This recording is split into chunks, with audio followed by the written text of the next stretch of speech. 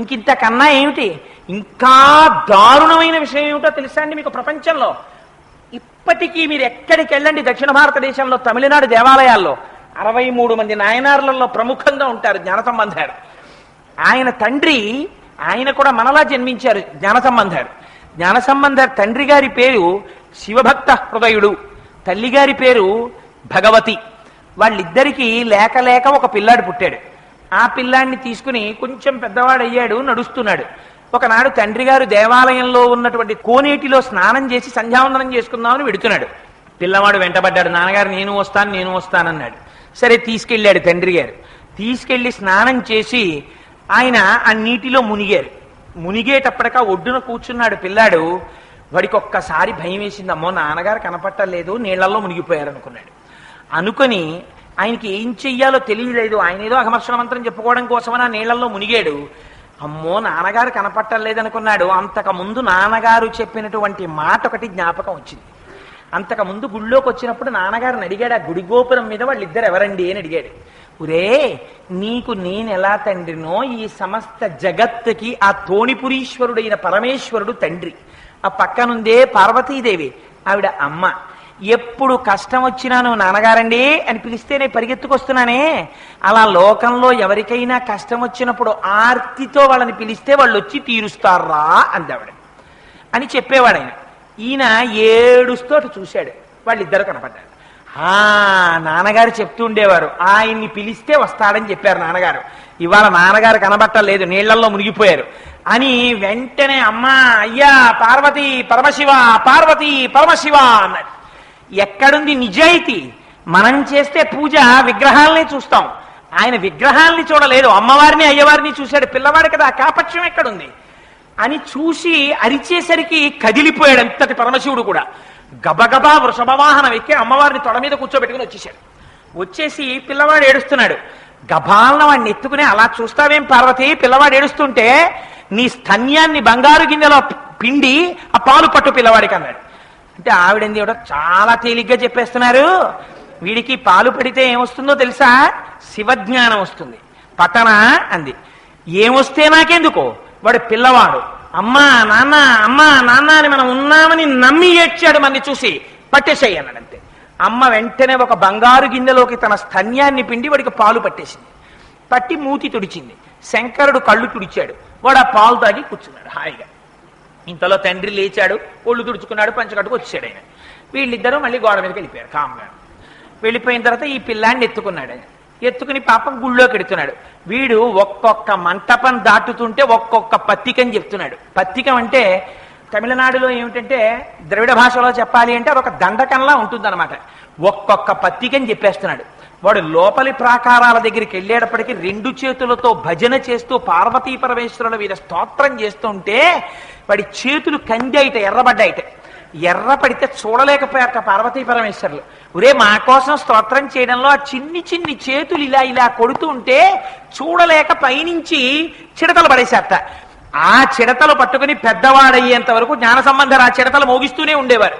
మనకి చిన్నతనంలో పూర్వం ఒళ్ళో కూర్చోపెట్టుకుని నాన్నమ్మలు అమ్మమ్మలు కూర్చోపెట్టుకుని చక్కగా పిల్లలవి 2 చేతులు పట్టుకుని వాళ్ళు కూడా సాంబ సదాశివ సాంబ సదాశివ సాంబ సదాశివ సాంబ శివ అని మోగిస్తుంటే కాసేపు అలా చేసిన తర్వాత ఒకవేళ అమ్మమ్మ నాన్నమ్మో చేతులు తీసేసిన పిల్లలు ఇలా ఇలా అంటుండేవారు. వాళ్ళకి తెలియకుండా భక్తి వచ్చేది.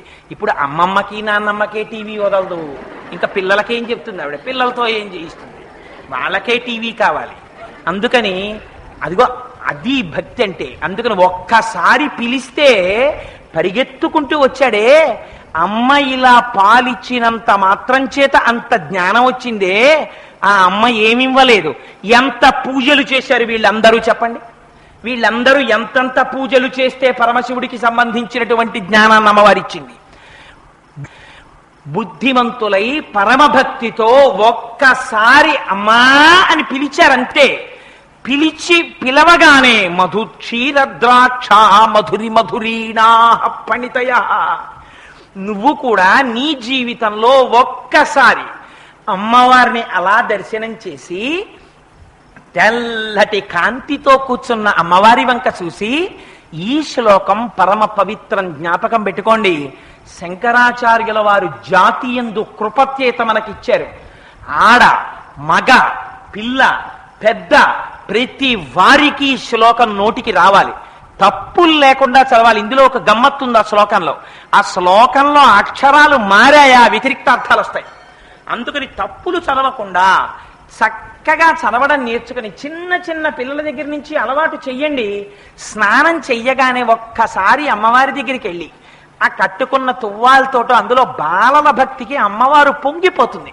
కూర్చుని అమ్మా శరజ్యోత్స్నా శుద్ధాం శశియుత జటాజూటమకుటాం వరత్రా సత్రాన స్ఫటిక ఘుటికా పుస్తకరాం సకృన్నత్వా కథమివ సతాం సన్నిదదతే మధుక్షీరద్రాక్షా మధురి మధురీణా ఫణితయః అని రోజు అది చదవడం నేర్పండి.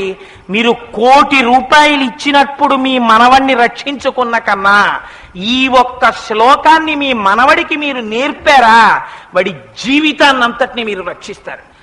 ఏదో ఒకనాడు వాడలా చెప్పగా చెప్పగా చెప్పగా చెప్పగా వాడి మనస్సు నిలబడుతుంది. ఆనాడు అమ్మ కృప వాడి ఎందు ప్రసరిస్తుంది. అమ్మ అనుగ్రహం కలిగిందా వాడు ఏ స్థితికైనా వెళ్ళొచ్చు. అందుకని ప్రతి వాళ్ళు మాకెందుకండి, మేము పెద్దవాళ్ళం అయిపోయాయి కదా, మాకెందుకు ఈ శ్లోకాలు అనుకోకండి.